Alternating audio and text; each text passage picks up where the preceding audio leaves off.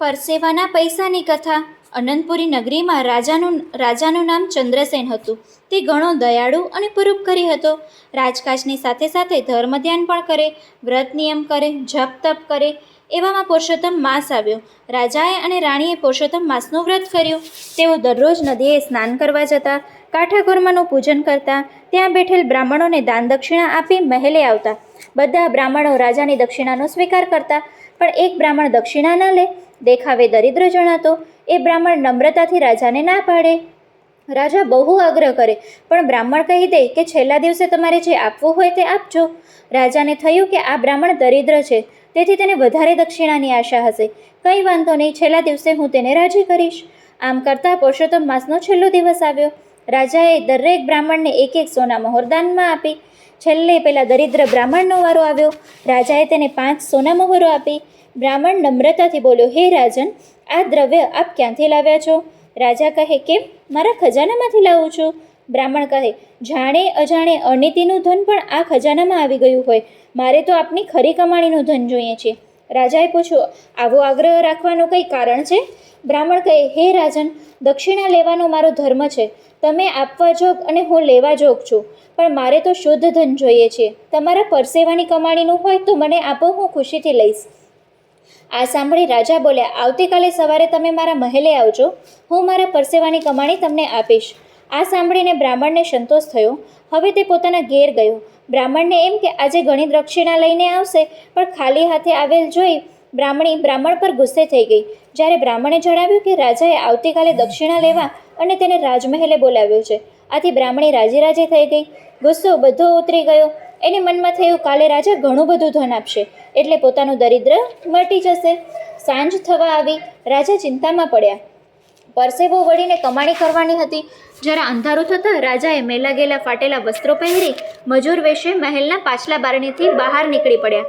જિંદગીમાં રાજ ચલાવવા સિવાય બીજું કોઈ કામ કર્યું નહીં, તેથી તેને કોઈ કામ પણ આવડતું નહોતું.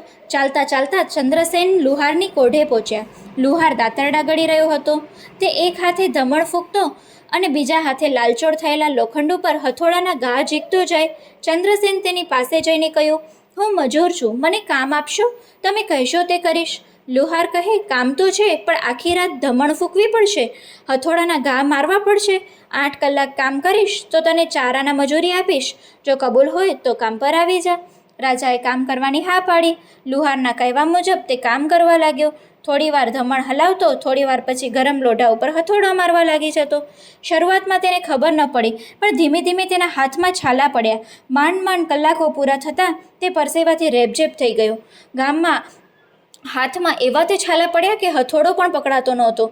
રાજાના આંખે અંધારા આવવા લાગ્યા. તેના હાથના હથોડા પકડવાની પણ તાકાત ન રહી. એ તો ત્યાં નીચે બેસી રહ્યો. ત્યારે લુહાર તેને ખખડાવી નાખ્યો. ત્યારે રાજા કરગરીને કહેવા લાગ્યો, હવે મારાથી ઊભા રહેવાની પણ શક્તિ નથી. તમારે જે આપવું હોય તે આપો, જે આપશો તે હું રાજી ખુશીથી લઈને ચાલ્યો જઈશ. લુહારે ગજવામાંથી એક ઢબોળી કાઢી તેના તરફ ફેંકી. રાજાએ ઉપાડી અને ચાલતી પકડી. રાજાએ આજે ભાન થયું કે જાત મહેનતથી પૈસો રળવો સહેલો નથી. તે ઢબોળી લઈને મહેલે આવ્યો અને મજૂરના કપડાં કાઢી નાખ્યા. હાથ પગ ધોઈ હાથે લેપ લગાવી સૂઈ ગયો.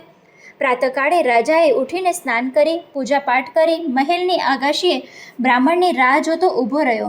થોડી વારમાં બ્રાહ્મણ ત્યાં આવી પહોંચ્યો. રાજાએ નીચે ઉતરી બ્રાહ્મણને આવકાર આપી બેસાડ્યો. પછી રાજાએ ખિસ્સામાંથી ઢબોળી કાઢી બ્રાહ્મણને દક્ષિણામાં આપી. બ્રાહ્મણે પ્રેમથી દક્ષિણા સ્વીકાર કરી અને રાજાને આશીર્વાદ આપ્યા. પુરુષોત્તમ ભગવાનની કૃપાથી તમારે ત્યાં 9 માસે પારણું બંધાશે. આશીર્વાદ આપી બ્રાહ્મણ ઘેર ગયો અને જોડીમાંથી ઢબોળી કાઢી બ્રાહ્મણના હાથમાં મૂકી. બ્રાહ્મણી તો આ ઢબોળી જોઈને એવી રીતે રોષે ભરાઈ કે ઢબોળીનો બહાર સીધી ઘા કરી. બ્રાહ્મણને ભાંડવા લાગી. બ્રાહ્મણ ઢબુ શોધવા મળ્યો, પણ ઢબુ ક્યાં હાથમાં આવવાનો? ત્યારે તો ભગવાનને વિનવવા લાગ્યો, હે પ્રભુ, મારી અજ્ઞાન પત્ની સામે ન જોશો. બ્રાહ્મણીના હાથે ફેંકાયેલા ઢબુ તેમના જ તુલસી ક્યારામાં દટાઈ ગયો. ભગવાનને કરવું તો તે આ છોડ ઉગ્યો. થોડા વખતમાં જ છોડ ઉપર નવી જાતની શીંગો આવી. એક દિવસ બ્રાહ્મણી નવીન છોડની શીંગો ફોલીને તેમાંથી દાણા કાઢ્યા. દાણા જોઈ બ્રાહ્મણીને નવાઈ લાગી.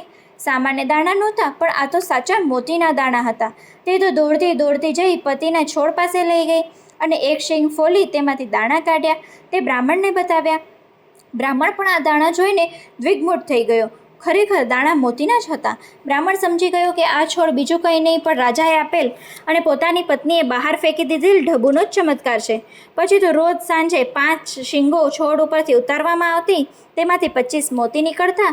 તેઓ તે બજારમાં વેચી રોકડા ઊભા કરી લેતા. થોડા વખતમાં બ્રાહ્મણની દરિદ્રતા ચાલી ગઈ અને તે ધનવાન બની ગયો. બ્રાહ્મણી પણ તેના પતિની શ્રદ્ધા ઉપર વિશ્વાસ બેઠો. તેને ખરી કમાણીનું મહત્ત્વ સમજાવવા લાગ્યો. બ્રાહ્મણના પડોશીઓ એકાએક બ્રાહ્મણને ધનવાન બનેલો જોઈ વિસ્મય પામ્યા. તેમને એમાં કંઈક ભેદ લાગ્યો. એઓએ તપાસ કરીને તો જાણવા મળ્યું કે આંગણામાં પૈસાનું ઝાડ ઉગ્યું છે. તેના પર શીંગો થાય છે. આ શીંગોમાંથી મોતીના દાણા નીકળે છે. બ્રાહ્મણે પોતાના મકાનની આસપાસ કાંટાળી વાળ બાંધી દીધી. પતિ પત્ની ઝાડની દેખરેખ રાખતા એટલે ત્યાં કોઈ આવી શકે તેમ નહોતું. આ રીતે ઉડતી વાત પ્રધાનને કાને આવી. વાત સાંભળી પ્રધાનની દાનત બગડી. એ તો છોડ પડાવી લેવા માટે એક દિવસ 2-3 સિપાહીઓને લઈ બ્રાહ્મણને ઘેર ગઈ અને કહેવા લાગ્યો, હે ભૂદેવ, આ છોડ તમને રાજાએ આપેલ ઢબુમાંથી થયેલ છે, માટે તે રાજાનો ગણાય. તમે આટલા દિવસ લાભ લીધો તો હવે લીધો, હવે રાજાનો છોડ લઈ જવા દો. બ્રાહ્મણ કંઈ પણ બોલ્યો નહીં. પણ બ્રાહ્મણી બોલી, કોણે કહ્યું કે આ રાજાના ઢબુનો છોડ છે? આ તો અમારા પુણ્યનું અને પુરુષોત્તમ માસના વ્રતનું ફળ છે. પ્રધાન ખંધુ હસ્યા અને બોલ્યા, અમે ખાતરી કરવા માંગીએ છીએ આ છોડમાંથી મૂળમાંથી ઢબુ નીકળે છે કે કેમ. જો ઢબુ નહીં હોય તો અમે ચાલે જઈશું. આમ કહી પ્રધાને મજૂરો બોલાવી છોડ ખોદી કાઢવાની આજ્ઞા આપી. બિચારા બ્રાહ્મણ બ્રાહ્મણી લાચાર બની જોતા રહ્યા. તેઓ પુરુષોત્તમ ભગવાનનું સ્મરણ કરી રહ્યા હતા. છોડવાળી જમીન ખોદવાથી જ કામ ચાલુ કર્યું. જમીન ખોદાતી જતી હતી, તેનું મૂળ દેખાતું નથી. મજૂરો ખોદીને થાકી ગયા, પણ છોડનું મૂળ દેખાયું નહીં. આ વાત આખા ગામમાં ફેલાઈ ગઈ.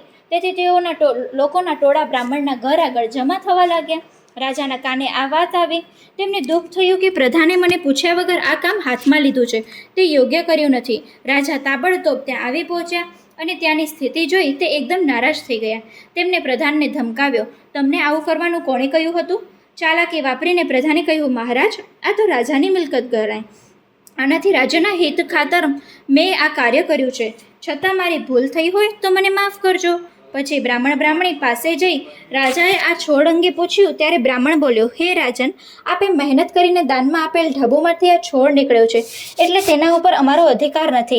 આ અમારા પુણ્યનું ફળ છે. અમે તેમ કરીને જવા દઈએ છીએ.